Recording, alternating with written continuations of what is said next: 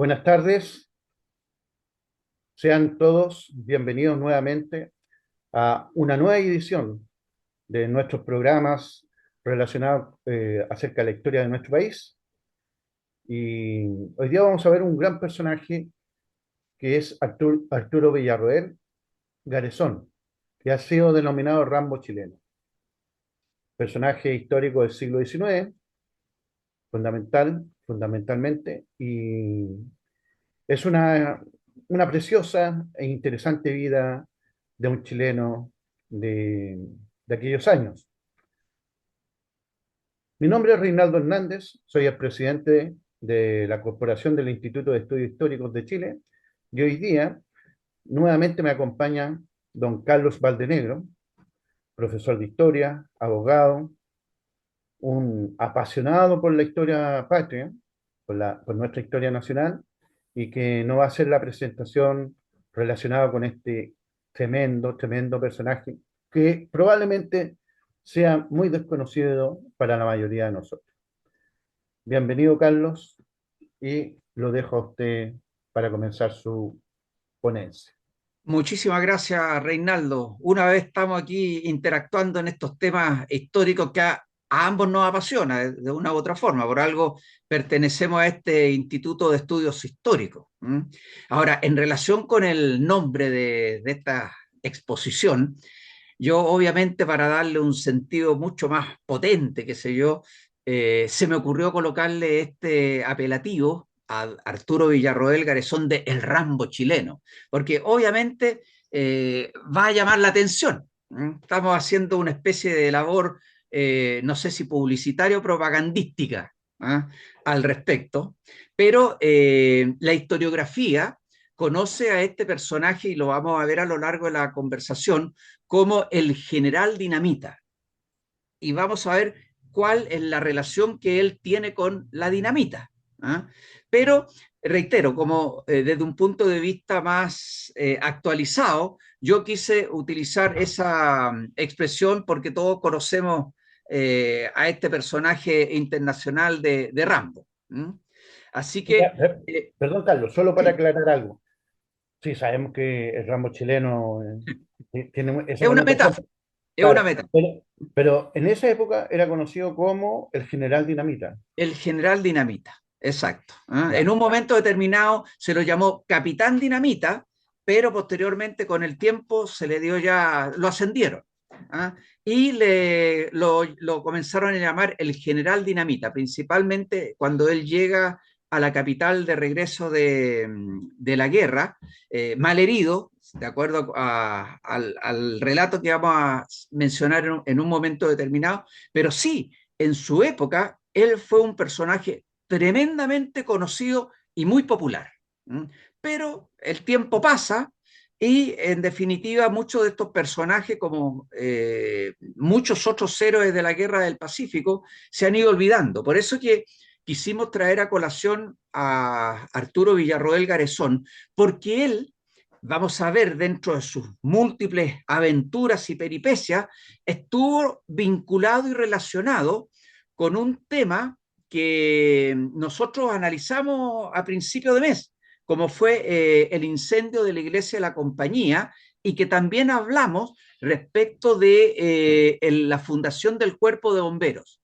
Y Arturo Villarroel está relacionado con esos dos aspectos, esas dos instituciones o tragedia e institución como es bombero, y por eso que quisimos hacer referencia a este tremendo héroe de la patria. ¿No? Así que señalada esta pequeña introducción, vamos a ir conociendo al personaje que nos convoca. En primer lugar, podemos decir que Arturo Villarroel Garezón fue un ciudadano chileno, minero, profesor, diplomático, intérprete de chino, fundador del Cuerpo de Bomberos de Santiago, incansable guerrero que de su propio peculio o recursos monetarios se pagó durante la Guerra del Pacífico desde el uniforme, el sustento y cuanto fuere necesario para cumplir con su parte con la patria. Él no era un soldado de profesión, sino que él se involucró en la guerra a través de la profesión que él tenía como experto en explosivos y en minas, que era un artilugio que en ese momento estaba relativamente en pañales, pero que sí, tal como conocemos nosotros, estas minas terrestres eran tremendamente dañinas para los soldados.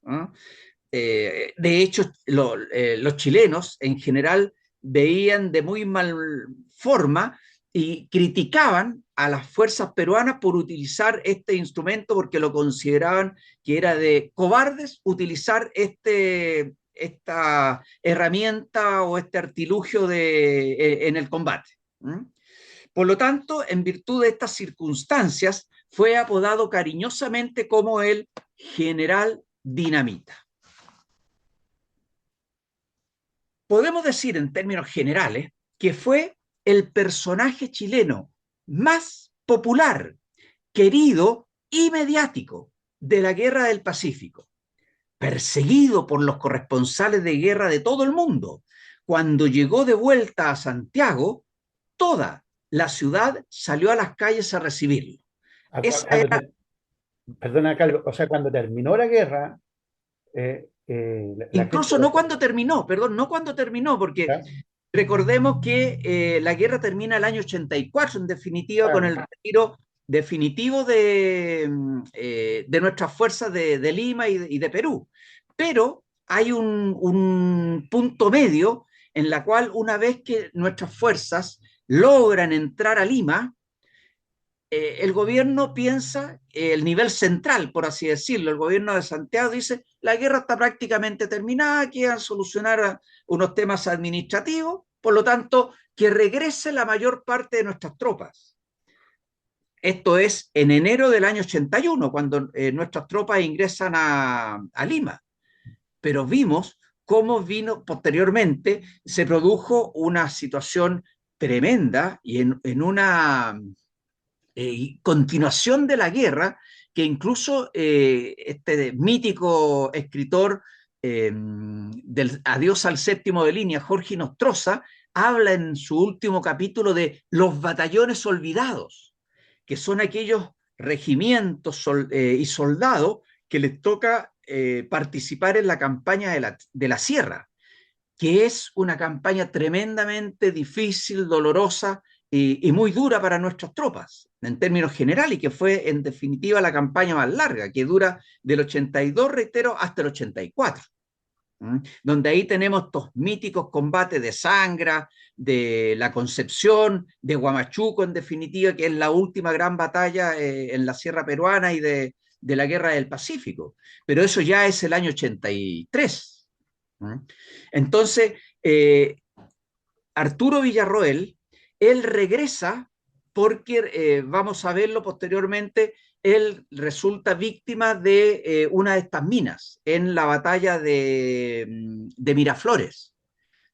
Y ahí él llega en estado bastante complicado porque producto de la explosión, que no la pisó él, sino que fue un soldado que iba junto con él, cercano, pero la onda expansiva lo tiró lejos, qué sé yo, y producto de eso le tuvo que ser amputada una pierna.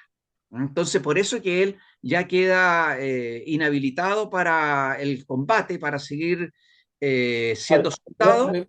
mi pregunta ya, Carlos, es que, o sea, en esa época era totalmente famoso y apuesto Así que es. muy poco lo pueden reconocer. Así es, así es. Entonces, ¿pero por qué yo te hacía la observación? Porque hay un número importante y los recibimientos y los arcos de triunfo que se erigen en todas las ciudades de nuestro país donde llegan tropas y regimientos, se produce a partir del año 81. Cuando regresa Baquedano y regresan un número importante de tropas y regimientos. Pero hay a su vez un número también destacado de tropas que se mantienen ocupando Lima, Perú y que posteriormente tienen que ir a combatir a la sierra. Por eso se habla, reitero, de esta conceptualización que le dio Jorge Nostroza de los batallones olvidados. Entonces, Hoy día, lamentablemente, Arturo Villarroel, el famoso general dinamita, es un personaje olvidado por la ciudadanía y por un país que se caracteriza, lamentablemente, por olvidar a muchos de sus héroes, incluso personajes tan populares como, más que populares, destacados, trascendentes de nuestra historia patria, como pueden ser los héroes de Iquique, como Prat y Condel.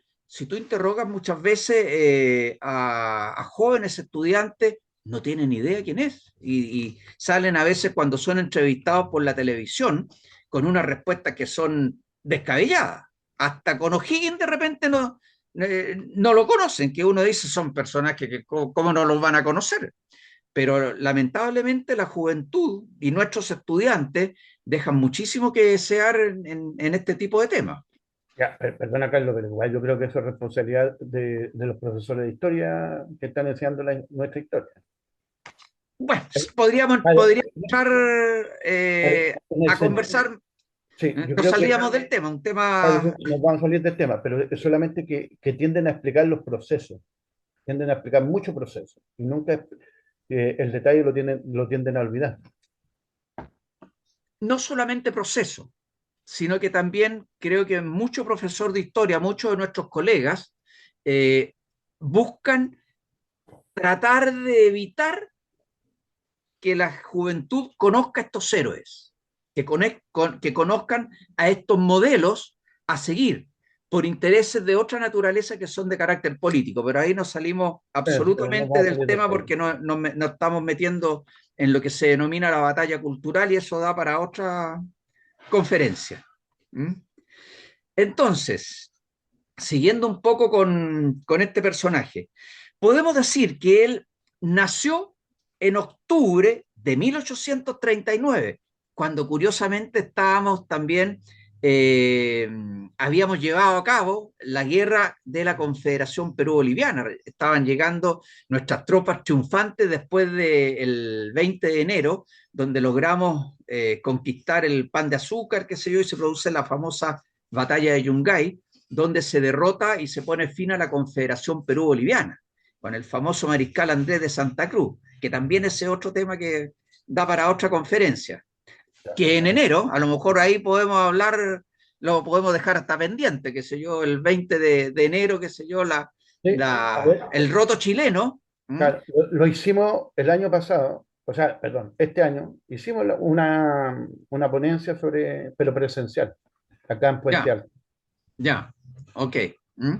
Ahora, sus ancestros es don Emiliano Villarroel, que era un industrial maderero y por lo tanto que gozaba de una situación relativamente cómoda para esa época.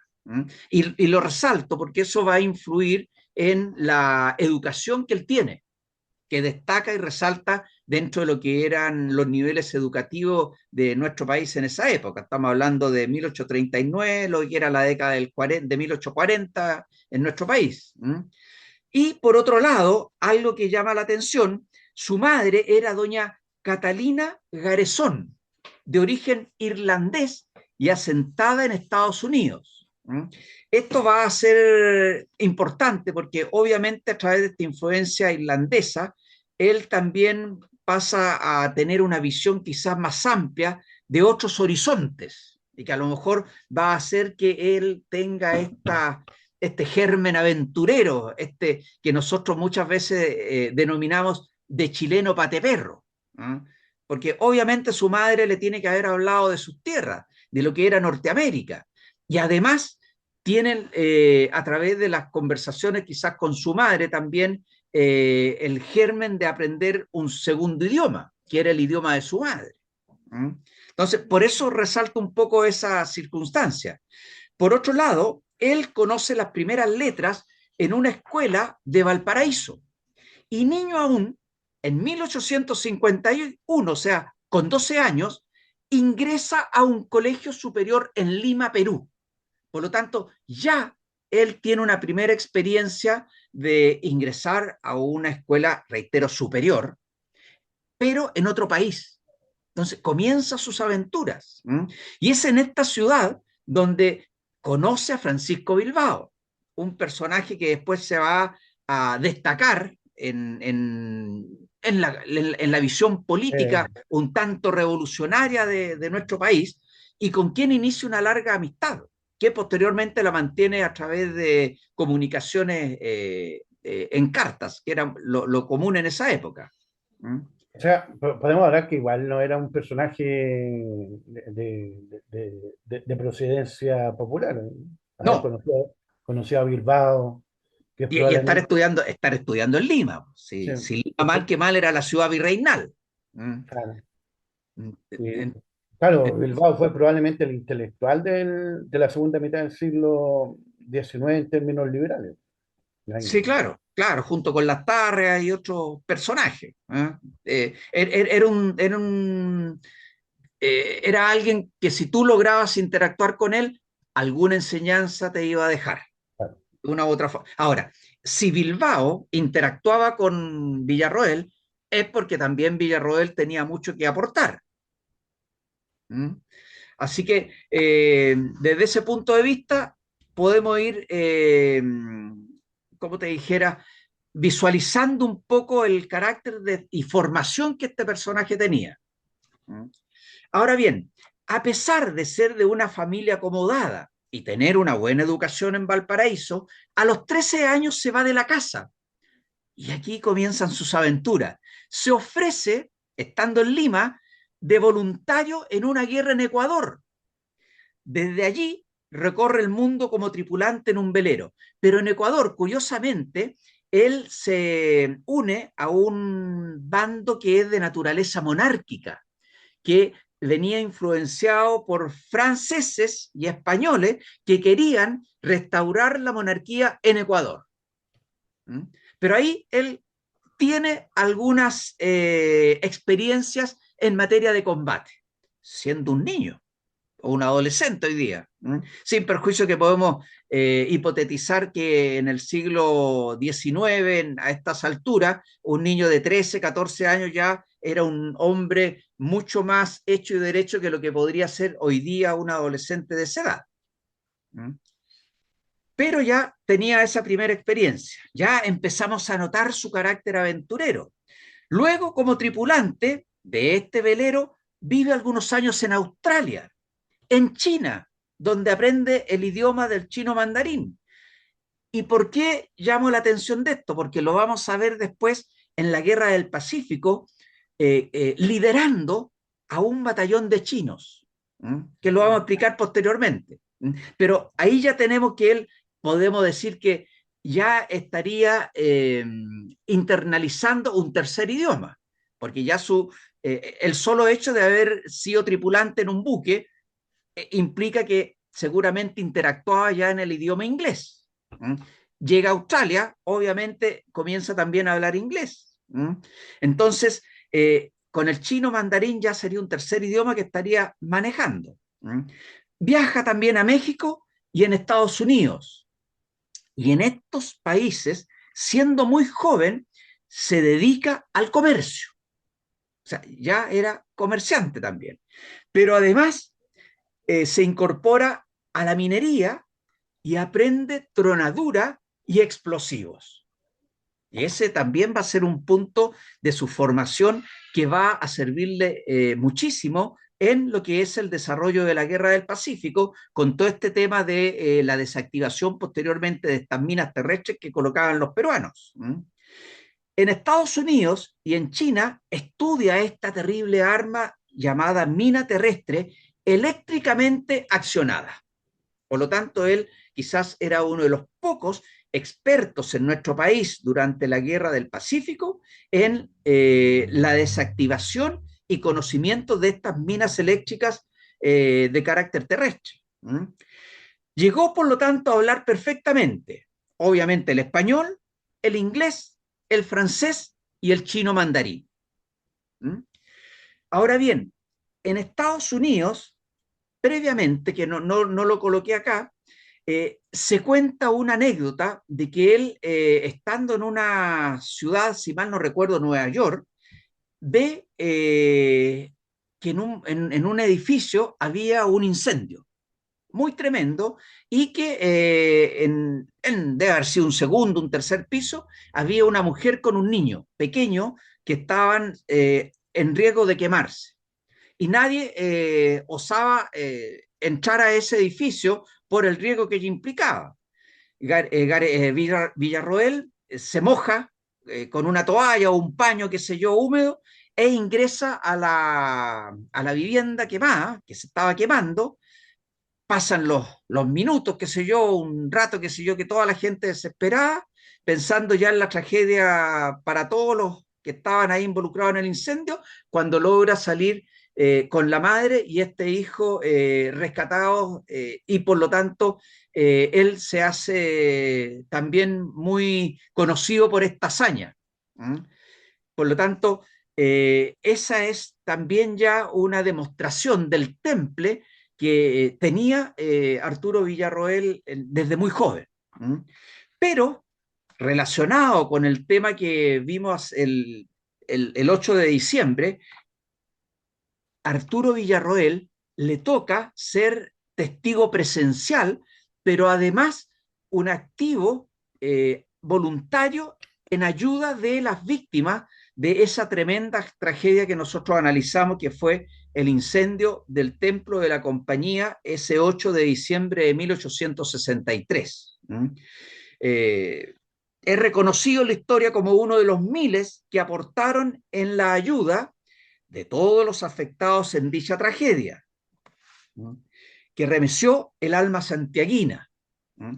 Y de todo nuestro país. Y por lo tanto, él coopera, reitero, con el rescate de los heridos, como también en el traslado de las víctimas del incendio, ¿no? Ahora, producto de esta circunstancia y también guiado de esa insalvable alma aventurera que ya había demostrado en sus pocos años de vida que llevaba, decide acudir al llamado que hiciera el ciudadano Luis Claro en un matutino de la época llamado El Ferrocarril, donde Luis Claro convocaba a la ciudadanía a formar el primer cuerpo de bomberos de la capital. Obviamente Villarroel, que presenció, reitero, esta tragedia de la iglesia de la Compañía, es seducido por la actividad que deben realizar los integrantes de la naciente compañía de guardias de propiedad.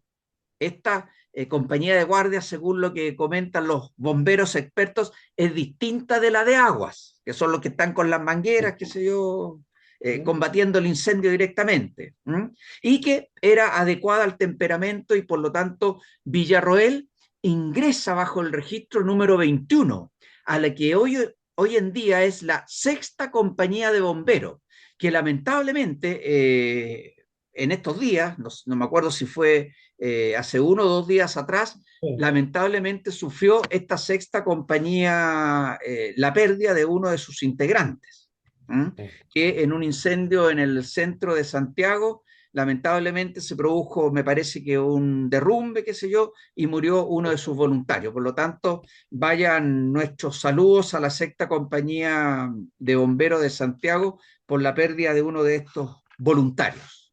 Fue un derrumbe que le quedé en ese Claro. caso. Entonces, nos encontramos nosotros, posteriormente, avanzado el tiempo, que en 1868 y 69 él es escogido tesorero de la compañía, cargo que desempeña y que es llamado a formar junto a Germán Tenderini. ¿Mm? Ahora, siendo muy cercano a Tenderini, en un momento determinado, estando ellos juntos, en 1870, también curiosamente un 8 de diciembre, se declara un tremendo incendio en el antiguo Teatro Municipal, que ahí resultó destruido, donde Villarroel acude en carrera por las calles, dando alcance a Tenderini, quien salía de una reunión de masones junto a don Santos Quintanilla, este último que casualmente era funcionario del Teatro Municipal. Los tres acuden a este incendio y ambos tenientes de las salvadores y guardias ingresan al edificio en llamas. Villarroel cae herido y sin conocimiento por el humo. Es rescatado, pero su compañero Germán Tenderini muere en las llamas, transformándose en el primer mártir del Cuerpo de Bomberos de Santiago. ¿Ah? Y hoy día, en el costado del Teatro Municipal, hay una calle que recuerda su nombre y hay también un busto, la calle Germán Tenderini, o Tenderini como se conoce. Así que esa es otra de las grandes aventuras que tiene nuestro personaje. Ahora bien, entrando un poco más en terreno de lo que nos interesa quizás relacionado con la Guerra del Pacífico, hay un autor que es muy interesante, un historiador, qué sé yo, o personaje que cuenta diversas leyendas relativas a o crónicas, o pequeñas crónicas Claro, de crónica la guerra, más conveniente. de la historia nuestra. Tiene él, por ejemplo, unas crónicas de Portal que son muy interesantes, me refiero a don Enrique Bunster. Y él, en un libro muy entretenido también, llamado Bala en Boca, Enrique Bunster nos habla sobre este personaje Arturo Villarroel Garezón. ¿Qué es lo que dice? Y voy a abrir comillas.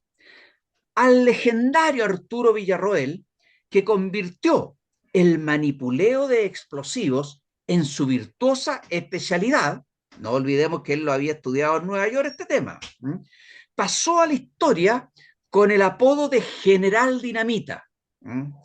Y luego de esta exposición va a ser también conocido como el Rambo chileno. Él nació a bordo de la goleta en que su padre transportaba madera de los aserraderos de Chiloé. Desde la cuna parece marcado con el signo de trotamundos, alternando sus estudios de ingeniería eléctrica con el afán de correr aventuras. Villarroel se buscó la vida en el Perú y acompañó al general Flores en su expedición a Ecuador, combatiendo con él en Guayaquil. Su habilidad ingenieril, continúa Enrique Bunster, le permitió obtener agua en el desierto, salvando de la sed a la división Lynch. Carlos, parece que esa diapositiva no se está viendo. No se está viendo. Ahí. Entonces, con su habilidad ingenieril, le permitió obtener agua en el desierto, salvando de la sed a la división Lynch, con los pozos que labró en la marcha de Lurín a Cañete.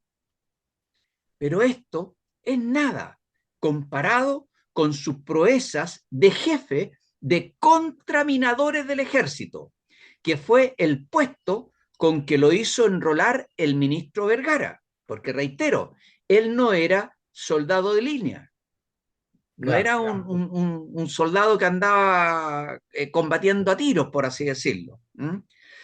Entonces, el ministro Vergara, el famoso Francisco Vergara, dueño de todo Viña y por quien existe el Festival de Viña en el Palacio Vergara, en la Quinta Vergara. En esta circunstancia, Villarroel combina la eficiencia del técnico eximio con un carácter muy propio de él, que era la imperturbabilidad de un alegre suicida. O sea, el tipo se movía entre las minas con una facilidad que causaba espanto, por así decirlo.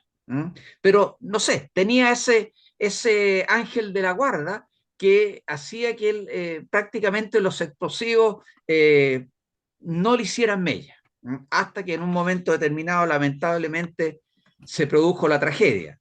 Aquí hay una imagen donde se señala que el soldado que aparece sentado sería el general dinamita Arturo Villarroel. No me consta, hago fe de lo que señala la imagen. Y esta imagen, Obviamente yo la rescaté. Sí. ¿Dónde la obteniste? Yo la rescaté de una página web que se encuentra en Google. Si tú colocas la biografía de Arturo Villarroel, ahí vas a encontrar varias fuentes de donde yo saqué esta información. Obviamente, por razones de tiempo, no no coloqué claro. la fuente propiamente tal. Pero ahí eventualmente habría una imagen de él. Hay otras más que sí corresponden a él fehacientemente. 3 noches consecutivas trabajó Arturo Villarroel con sus auxiliares en retirar las dinamitas y minas automáticas de que estaban sembradas las laderas inferiores del Morro de Arica. No olvidemos que por esas casualidades, antes de que se produjese la toma del Morro y el combate propiamente tal, nuestras tropas, una avanzada que venían bajando desde Tacna hacia Arica, logran capturar al ingeniero de apellido Elmore, peruano, que era el que había colocado todo el sistema de minado del Morro. Entonces, obviamente fue amenazado con ser fusilado y frente a esa circunstancia, Elmore entregó toda la información donde estaban localizadas estas minas, que sirvió para que nuestros ingenieros, y en este caso Arturo Villarroel, pudiese comenzar a tratar de desactivar estas minas, pero obviamente era una labor tremendamente complicada. ¿Mm? Es casi imposible, por así decirlo, explicarse cómo no volaron todos mientras rastreaban en tinieblas esa red de pólvoras ocultas y calculadas para estallar al pisarlas. No olvidemos además que todas estas arenas, muchas veces sueltas, hacen que, estando en altura, muchas veces estas minas vayan moviéndose de un lugar a otro. Entonces, siempre existe una incertidumbre dónde pueden estar colocadas estas minas. Ahora, el día del asalto al Morro Arica, el impávido personaje iba siempre delante de sus tropas, sin más armas que sus herramientas de electricista, cortando alambres y desmontando detonadores. Y refiere Virgilio Figueroa que en lo más recio del fuego consiguió salvar así un buen número de vidas de una muerte espantosa. Todo esto, lo reitero, está extraído del libro Bala en Boca de Enrique Bunster, por si es que alguno quiere conocer con mayores detalles algo del personaje. En las vísperas de las batallas finales de la Guerra del Pacífico, le fueron confiadas las tareas de limpiar los faldeos de un cerro artillado como fortaleza. Esto nos referimos ya a la campaña de Lima, donde tenemos las batallas de Chorrillos inicialmente y posteriormente la batalla de Miraflores, que es la última batalla que libran los peruanos antes de que nuestras tropas ocupen Lima. Terminada la batalla de Miraflores, nuestras tropas ya tenían a su alcance Lima, ya no había nadie más que la defendiera. Por lo tanto, Villarroel tiene que trabajar en este infierno que acechaba debajo de suelos minados, en tal forma que las bombas se sucedían a pocos centímetros una de otra. En espeluznante trabajo nocturno realizado bajo las barbas de los peruanos, Villarroel destruyó las mortíferas instalaciones hasta dejar el campo casi despejado a las fuerzas atacantes. Fue él quien hizo posible la victoria de San Juan, que es el nombre que los peruanos le dan a la batalla de Miraflores. Mira, eso escapaba a mi análisis. San Juan. San Juan, sí, los peruanos le llaman a la batalla de Miraflores, me entró la duda, si a la batalla de Miraflores o a la de Chorrillos. Me surgió la duda, pero me parece que es a la de Chorrillos, perdón, a la de Chorrillos, a la primera, porque son el 13 y el 15 de enero. El 13 de enero es la de Chorrillos, y a esa, ahí está el Cerro San Juan, y en esa batalla de Chorrillos los peruanos le denominan de San Juan. Y la otra, la del 15 de enero de 1881, es la de Miraflores. y nuestras tropas ingresan a Lima el 17 de enero, es decir, 2 días después que se logra la victoria en la batalla de Miraflores. Es ahí, en esta batalla de Chorrillos, donde se detiene en definitiva su carrera, porque habría sido inverosímil que llegara ileso hasta Lima. Definido ya el resultado de la acción, se retiraba al campamento cuando un proyectil perdido pegó en una mina, dice Bunster. Pero Carlos, Carlos, crónicas, sí, solo para aclarar, San Google nos dijo que era el 13 de enero, la es batalla de decir, Juan. Chorrillos, Sí, Chorrillos, sí. Entonces, aquí se habla de que un proyectil perdido pegó en una mina. Otros autores dicen que fue un soldado que iba al lado de él trabajando en este desminado, que pisó la mina y que eso fue lo que causó la explosión. En definitiva, lo que interesa en este caso es que el general dinamita Arturo Villarroel Garezón sale lanzado por los aires como un muñeco de trapo. Salió con vida porque los explosivos no se hicieron para matarlo a él, pero sufrió tales fracturas y lesiones al volar y aterrizar que quedó inválido y fue dado de baja en las filas. Esta invalidez, en definitiva, se traduce en que le tuvo que ser amputada una pierna. Y por lo tanto quedó lisiado, obviamente, de por vida. Y aquí vemos nosotros unas imágenes, una fotografía de la época donde se ve al general Dinamita. Seguramente Arturo Villarroel ahí está con una prótesis, porque aparece con sus dos zapatos, por así decirlo. Y en esta otra pintura, ahí Arturo Villarroel está representado en una imagen que salió por la década del 70, los más antiguos se podrán recordar, en un álbum. Esta imagen aparecía en un álbum de láminas.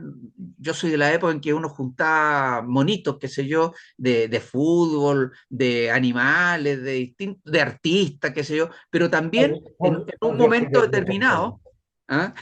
Por Dios que eres viejo. En un Yo momento también, determinado, yo también juntaba los mismos, así que los parece. monitos, salió un álbum El de álbum de la Guerra del Pacífico que la salió en la Guerra del década del Pacífico. 70. Yo lo Lo compré. coleccionaste. Sí, Y ahí aparecía esta imagen. ya.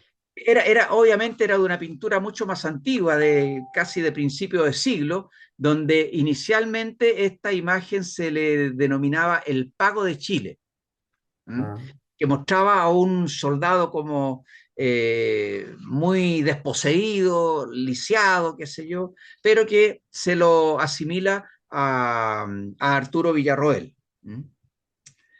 Por lo tanto, el capitán Dinamita y su batallón vuelven a Chile en noviembre de 1881. A su llegada, Villarroel cabalgaba frente a su batallón con la bandera de Chile en alto y sus dos muletas en el arzón de la silla.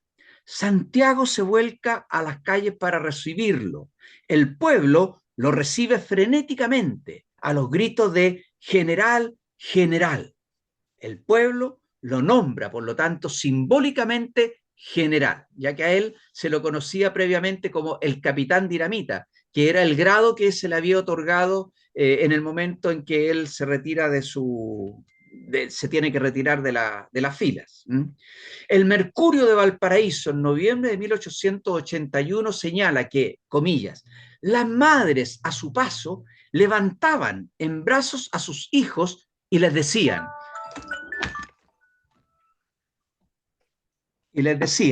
perdón, sí. míralo, ese es el general Dinamita. Tal vez hoy, gracias a él, podrás besar y abrazar a tu padre. Cierre comillas. Por otro lado, el comandante Dublé Almeida, que es un personaje muy destacado también de la Guerra del Pacífico, le escribe lo siguiente, comillas, un saludo a su heroica merced.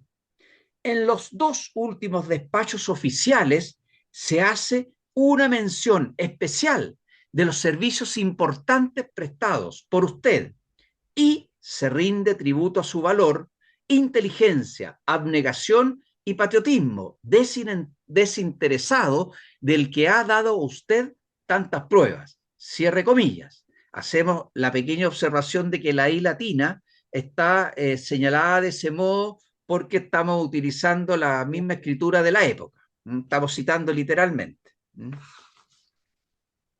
Nuevamente, en la vida civil y superando su condición de lisiado, vuelve a sus antiguas actividades mineras en Batuco y Tiltil, sin descuidar su aporte permanente y cooperación a las obras culturales, cívicas y patriotas.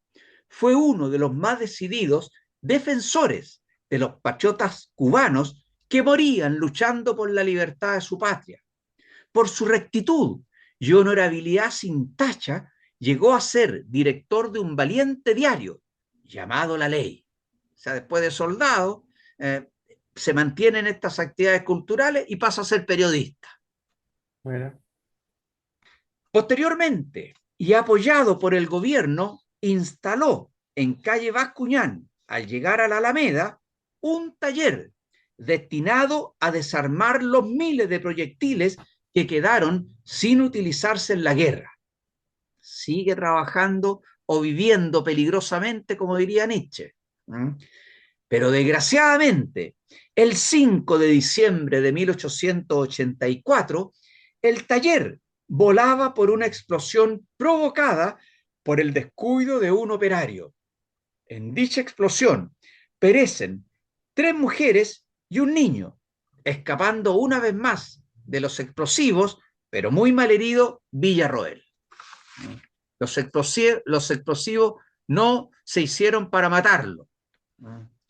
En 1904, bastante avanzada la edad ya, recordemos que había nacido en el año 39, por lo tanto era sesentón prácticamente, se casa con doña Tránsito Cheñó, y dentro de este matrimonio nació solo una hija, doña... Carlos, Sí, la diapositiva. la diapositiva. Nace doña Quidora Villarroel Cheñó, quien se convirtió en una dama inteligente y educada, profesora de física y ciencias biológicas, lo cual es muy meritorio en esa época. Estamos hablando las primeras décadas del siglo XX, donde la mujer no se caracterizaba por tener la posibilidad de ingresar a las universidades. Y ella tiene la posibilidad de estudiar en la Universidad de Chile. Ella se casó con Francisco José Bache Merino. Tuvieron 9 hijos, entre ellos 2 gemelas, una de ellas Tránsito y Juana Estela Bache Villarroel. O sea, 9 nietos tuvo nuestro mítico Arturo Villarroel. Ahí vamos a mostrar una imagen, una fotografía de la hija de nuestro mítico Arturo Villarroel. En 1904 le hacen miembro honorario del Círculo de Jefes y Oficiales en Retiro del Ejército. Benjamín Vicuña Maquena escribe sobre él, comillas, no conozco en Chile una vida más heroica, ni más apenada, ni más andariega, ni más romántica, ni más llena de aventuras, calamidades, sacrificios silenciosos, calladas abnegaciones y terribles polvorazos que la vida de Arturo Villarroel.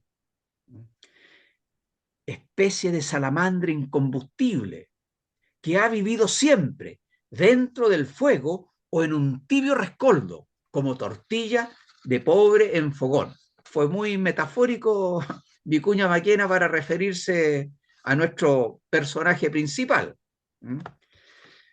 Villarroel recibe una pequeña pensión del gobierno de Chile, pero cansado y enfermo, su espíritu ágil y emprendedor abandona su cuerpo, muriendo inválido, pobre y ya olvidado el 30 de mayo de 1907. En el libro de guardia de la Sexta Compañía de Bomberos se anota lo siguiente: jueves 30 de mayo de 1907, a las 2 de la madrugada, fallece después de una penosa y larga enfermedad, sobrellevada con paciente energía y resignación, el voluntario, fundador y honorario de la compañía, el abnegado, patriota y entusiasta colaborador, don Arturo Villarroel Garezón. El viernes 31 de mayo a las 19:30, 19:30 horas, sus restos son trasladados desde su domicilio hasta el cementerio general, donde se levantó la capilla ardiente en el salón de sesiones del directorio. Sus restos descansan en la actualidad en el cementerio general de Santiago. Eso es, estimado amigo, lo que quería señalar y dar a conocer de este personaje que creo que vale la pena que lo podamos conocer, y creo que somos muy afortunados en nuestro instituto de tener la posibilidad de conversar y dar a conocer a este tremendo personaje de la historia patria. Hay Sí, muchos es. detalles, perdón, hay mucho detalle todavía que se podrían contar de Arturo Villarroel, pero que obviamente tenemos que condensar muchas de sus aventuras y andanzas. Eh, es un personaje fascinante, como lo mencionaste, Carlos. O sea, toda la descripción que hiciste. O sea, realmente el típico chileno patiperro que le llamamos, ¿no? Que anda por aquí y por allá. Es como un representante muy bien de lo que era ese siglo XIX, porque Sí. comentan las fuentes, los historiadores, de que mucha inmigración chilena se fue por las costas del Pacífico. Andaban pues, en distintos A países, California, pues estaban tantas aventuras. en Y Australia. O sea, claro, es un la, hombre afín a fie- lo que la, la tenía, fiebre del oro. La claro, fiebre del oro llevó a muchos chilenos por allá. claro, a California, a Australia. Claro. Eh, Tú, Carlos, ¿por qué crees que no? Bueno, ya lo habíamos mencionado un poco, pero ¿por qué yo siento que el mismo ejército, las Fuerzas Armadas podrían hacer un poco más por mostrar al personaje? Desde la ignorancia te pregunto. O efectivamente dentro del mismo ejército se da Hay, cierto... hay muchos personajes dentro del ejército y en general de nuestras Fuerzas Armadas, la Armada Nacional también hace difusión muchas veces de estos personajes, pero tienden a publicitarse, por así decirlo, en círculos internos. ¿Mm? Ya, Tampoco los medios de comunicación, llámese periódicos, qué sé yo, televisión, se preocupan de difundir ese tipo de noticias que sacan nuestra rama de las Fuerzas Armadas, sobre todo en claro, los últimos años. En mi época, muchas veces estos personajes sí, habían alegoría, en los establecimientos educacionales se hacían referencia a múltiples héroes de nuestra patria. Yo te estoy hablando, eso sí, de la década del 60, cuando yo estudié en la enseñanza básica. Han ya. transcurrido muchos años al respecto y mucha agua política ha fluido por los ríos y por lo tanto muchas de Ya, esas cosas han pero, cambiado. pero incluso en la década del 60, que era una época de alta contingencia política, en la escuela se Se enseñaba, según difundía todavía, claro, claro, claro. ¿Ah? eh, a los próceres. Claro, porque uno después, yo iba escuchando con atención lo que narraba, que mencionaba, yo decía, pero esto da para una película, o sea, Sí, claro, sí, claro. personaje. Bueno, por eso yo trato de hacer un poco el Ujú. juego este con la mención del Rambo chileno, a ver si a lo mejor alguien se entusiasma con el personaje y por qué lo están llamando el Rambo, qué tiene de Sí, especial. ¿Ah? pero es una biografía interesante, o sea, no. Digno De, al menos de una, por parte sí, nuestra como chilenos, invertir que el Estado invierta en hacer una biografía de, de este personaje, Arturo Villarroel. ¿Mm? sí, así es. Fíjate que no lo mencioné, pero sus biógrafos, qué sé yo, y también ahí está su origen irlandés, señalan de que él era de tez blanca y de unos profundos ojos azules, por así decirlo. ¿Ah? O sea, Seguramente la sangre irlandesa se claro, reflejaba en ese sentido en él. igual que yo soy irlandés, pero solamente del whisky, ¿no? Ahí me pongo irlandés. Claro, y eso tiene que haber influenciado bastante en el personaje, esta interculturalidad que se producía en la familia, ¿no? La madre Claro, claro. irlandesa, el papá viviendo Efectivamente, acá en Chile.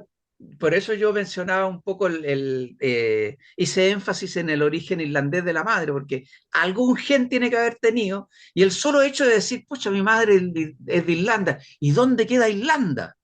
¿Ah? Una isla en Europa, qué sé yo, y está al lado de Inglaterra, y hay una Irlanda del Sur, Irlanda del Norte, no sé, pero te abre los ojos y una perspectiva más profunda y mayor del mundo.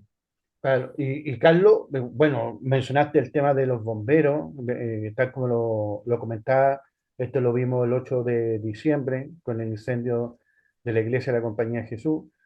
También tuvo un papel importante en la formación de la Compañía de Bomberos acá en Santiago. Así es, pues.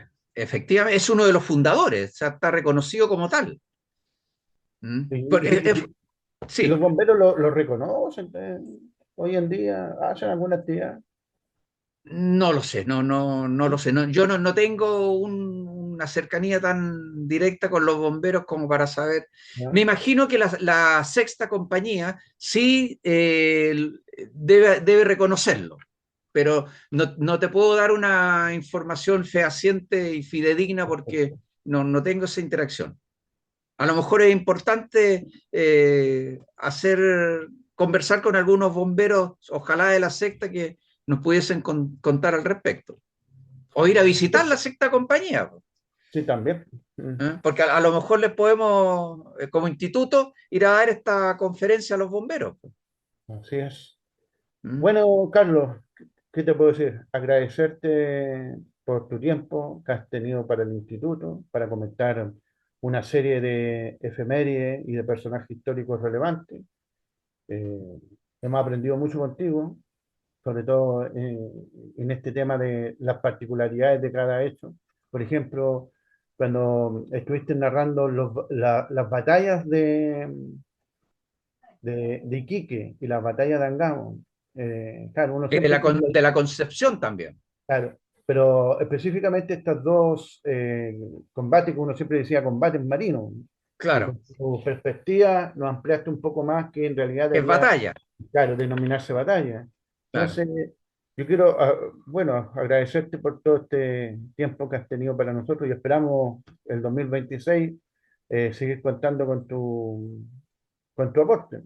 Yo creo que sí, pues si Dios así lo quiere, seguiremos aportando en temas que obviamente nos apasionan, la historia de nuestro país y también, ¿por qué no plantear algunos temas de naturaleza de repente internacional, qué sé yo, Claro.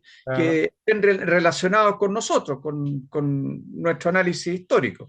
Claro, y Mm. siempre cumpliendo uno de los objetivos de este instituto, que nosotros estamos a manera casi, podríamos decir, personal, artesanal, con fondos propios, que nos motiva la historia de nuestro país, conocerla, divulgarla, ver aspectos desconocidos y que, como siempre señalamos, nuestra historia es muy rica. Siempre se nos ha hecho creer que nosotros tenemos una historia mínima o que hemos sido meramente plagiadores de otras ideas, pero en realidad nuestra historia es muy rica, diversa, en todo ámbito de cosas. Hemos sido Muy, y- pioneros, hemos sí, sido y muy, pioneros, hemos sido pioneros en muchas cosas, actividades a nivel de Sudamérica, incluso a nivel mundial, y eso es lo que estamos buscando nosotros como instituto.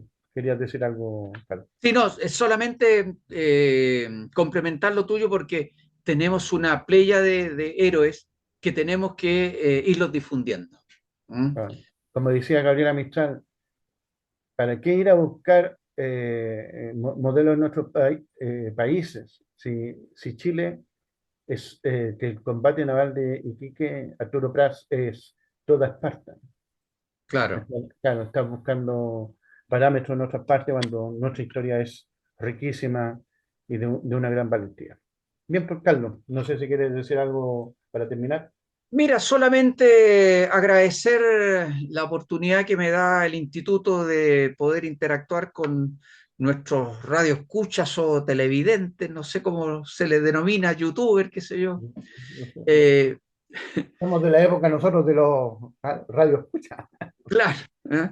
Las personas que nos ven posteriormente en las redes sociales y manifestar siempre la inquietud y la intención de seguir aportando al conocimiento de nuestra patria. Porque reitero el concepto, nosotros estamos en una batalla cultural permanente y dentro de esa batalla lo que nosotros tenemos que rescatar y defender es a nuestros grandes héroes y dar a conocer nuestras costumbres, nuestras tradiciones y seguir engrandeciendo y fortaleciendo a nuestra nación, a esta comunidad de destino en lo universal a la cual nosotros pertenecemos y que le debemos todo.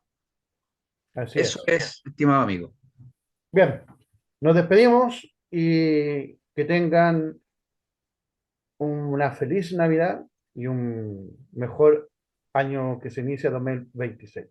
Que estén todos muy bien y saludos a todos. Que esté muy bien. Chao, chao. Chao.